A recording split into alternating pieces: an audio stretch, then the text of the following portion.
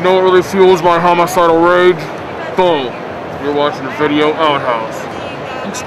They'll go easy on me, won't they, Mr. Ness? 3 murders in 2 weeks? I'll go easy with you, all right. I'll put a cushion on the electric chair. They definitely put the week in Review. Here's Comic Book Man, Bo, and good old JR. Hey folks, how you doing? Comic Book Man here. Welcome once again to my Video Outhouse. As you can tell by the fact that I got frickin' Frack here with me, it's time for another Week in Review! And this is a Week in Review for July the 28th, 2010. This is your catch-up. This is your review of everything that happened over the course of the last week. This, as always, is your bookend to Ship Shape Update. So watch Ship Shape Update, watch this, and you'll know everything you need to know about what happened during the week of the 27th of July, 2010. This week, there wasn't much going on in comic book news. What? Well, I shouldn't say much going on in new shipping. A couple of things of note, though. This wound up being the big book of the week, Artifacts #1 from Top Cow Comics. Pimped beyond recognition in comic book sites all over the country. How did it sell? It came out with a thud. It came out with a thud, which doesn't mean it might not sell at some point down the road, because lots of times books like this pick up steam on the 2nd or 3rd issue, and lots of times they don't. I think it's, what, 12 issues? So it's a 12-issue series, yeah, which has been 5 years in the making. Yeah, 5 years in the making. It'll tie up all the Top Cow stuff. All the Top Cow characters ever invented will be involved in this little thing, including brand new characters. Now, Bo, this is called Artifacts because, well, you know, she's got an artifact on her right now. Witchblade is an artifact. The Witchblade. The Darkness is an artifact, and a whole bunch of other people have. So it's a bunch of mystical doohickeys all and thrown gadgets together, and we'll change the world. Which is that when they're all brought together, something bad happens. Something bad. And this book will actually become an artifact. Yes, and this book will become an artifact. So this wound up being essentially the big book of the week, and it wasn't really much of a big book. The other comic book story that we have for this week, though, is Radical Comics. Now, Radical Comics, the reason this is the big story this week is because they shipped 5 books this week, which for Radical is unheard of. They never do something like that. They shipped 5 books, and the 5 books were The Rising, Hot Wire, Final Cut, Shrapnel, soon to be a movie, Driver for the Dead, written by the guy who wrote Snakes on a Plane, and After Dark. All these books shipped this week. Bo, you have any idea why they shipped 5 books out in 1 week? I think, well, it's the week after San Diego. They probably had all these books as preview things and special editions, and they figured, what the hell? While people are still thinking of comics. Well, they're excited about comics. They're excited. Let's put a bunch of stuff out and see if anything sticks. Did it? No. Hey, but it doesn't matter, because the reason they're doing them is to make movies out of them. Yeah, right. When you got a book written by the guy who did Snakes on a Plane. Snakes on a Plane guy. John Heffernan, he's a hell of a guy. This one's for Bo. He wanted to mention this. One of the things that also shipped this week was Aspen Splash Swimsuit Edition. Bo, what do you want to say about this? They stopped doing swimsuit issues in comics 10 years ago, and yet Aspen's the only company that still does it. They're creatures of habit. The era is over. Give it up. Let it go. Bo?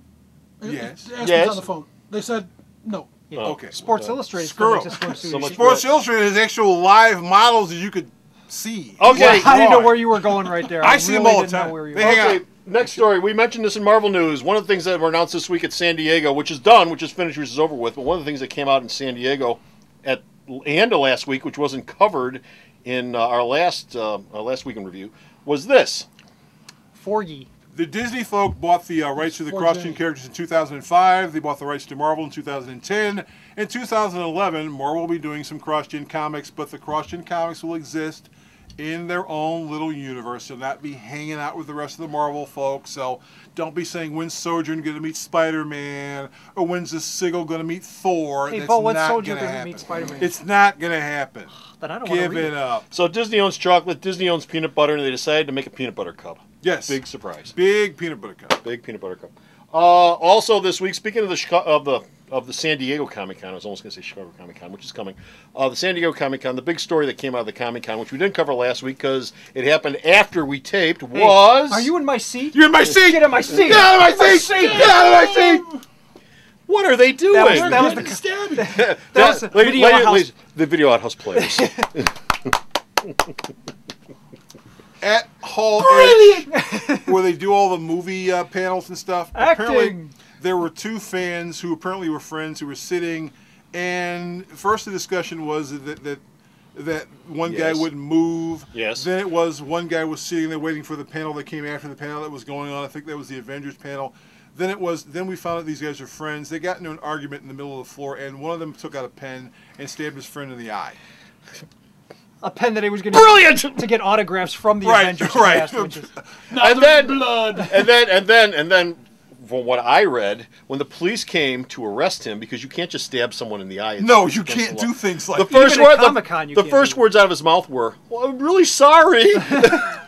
And actually, at which point the police said, "That's nice." But before the cops got there, I guess a friend who was sitting next to this guy tackled the guy and kept him to the ground, and he was taken away. And he says he's sorry. And it's the only time that anything bad like that has happened at Comic-Con. But it was just, come on, you're fighting over a seat in a panel that has 6,000 Was seats. anybody tased? No, unfortunately, well, they weren't tased. San Diego doesn't have tasers. Were any of them in high school? From the looks of it, the guy looked like he was in his 20s. Great. Well, he might have been in his 20s physically, but he was probably mentally, about he was 6 about mentally. 4. Yeah. I'm sure he was dressed like Well, Boba he's going to Fett. grow up fast in prison. Has anybody heard yet the guy that was stabbed? Is he okay? Yes, he's okay. The guy's okay.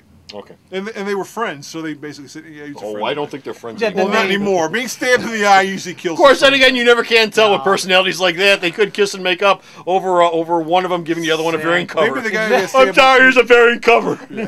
Wanna get Oh, you're coffee? my friend forever Let's now. go get some coffee. I can't read it though because I'm blind in one eye.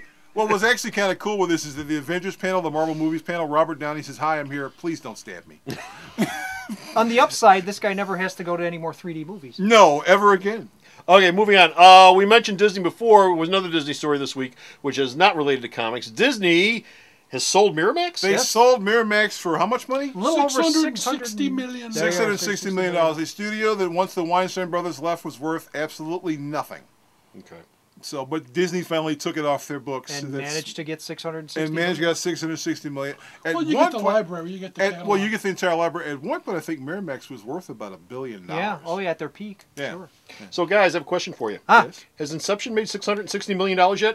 Inception is working its way getting towards there. the 200 million mark It right will now. cross it on Yeah. Monday, This is supposedly. it's making Dark Knight money. Yeah. Which is very weird because this is not a film for average audiences. You Yeah, have to sit there and for a think. film that Dean Richards doesn't understand. Yeah. Yeah, well, well, that's another story. Dean Richards isn't, but yeah, it's making money hand over fist. Yeah, there's a good shot it's going to win the third weekend in a row. Yeah. It's real nip and tuck right now between that and Dinner for Schmucks. I think you should go see it a couple of times just Yeah. to make sure Dinner for Schmucks Does doesn't not finish number one. be number one, yeah. We've got a little bit of casting news, which you might want to talk about because Yeah. you've done reviews on the store's website Yes. for The Girl with the Dragon And- Tattoo. And he and I have both read the seen- books and both seen the seen first Stieg the Larsson's Swedish novels. versions. Yeah, and we love the Swedish films. Love They're them, very, love very them. good. They're Daniel great. Craig will be in the star in the American version. He will play journalist Michael Bloomfist. He will, and it's being directed by David Fincher, who did Seven, script by Steven Zalman. There are four actresses who are up for the role. The very important role of Elizabeth Salander. Fincher's going to make his decision this week. In fact, he's brought all four of these actresses over to where he's doing a casting. I'll bet he has. And they're all casting with Bum, Daniel bum, Craig bum. to see who it's going to be. Now, there are Well, people who aren't involved. Natalie Portman's not doing the film.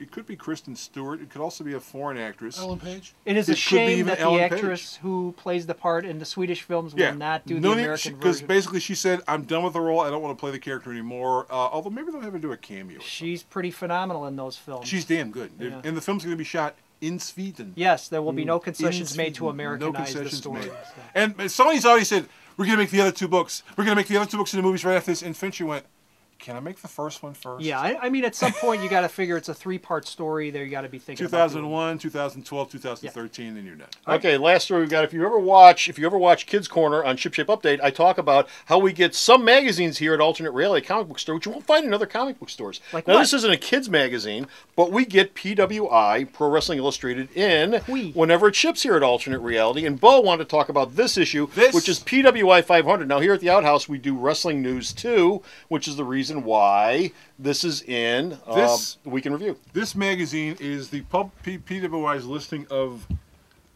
500 wrestlers that you should know about. Yes. Once you get to about 150 to 200, you don't know who the hell any of them Well, are. there's only 500 wrestlers, aren't there? No, apparently there are people who don't make the list because they put a little thing in here.